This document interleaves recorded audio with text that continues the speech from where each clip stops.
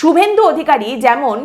পশ্চিমবঙ্গের একাংশ মানুষকে এটা বিশ্বাস করাতে পেরেছেন যে হিন্দুরা বিপন্ন, হিন্দুরা একটা ক্রাইসিসের মধ্যে দিয়ে যাচ্ছেন, পশ্চিমবঙ্গে কিন্তু হিন্দুরা যথেষ্ট বিপদের মধ্যে রয়েছেন, তেমনি মমতা বন্দ্যোপাধ্যায় উল্টো দিকে কিন্তু এই মুহূর্তে একেবারে মরিয়া নির্বাচনের আগে এটা প্রমাণ করার জন্য এবং মানুষের মধ্যে এই বিশ্বাসটা তৈরি করার জন্য যে বাঙালি বিপন্ন, বাঙালিদের উপরে কিন্তু অত্যাচার হচ্ছে, বাঙালিদের বাংলায় কথা বললেই বাংলাদেশে চালান করে দেওয়া হচ্ছে, ডিটেনশন ক্যাম্পে নিয়ে যাওয়া হচ্ছে, বাংলা ভাষার উপরে কিন্তু আক্রমণ নেমে আসছে।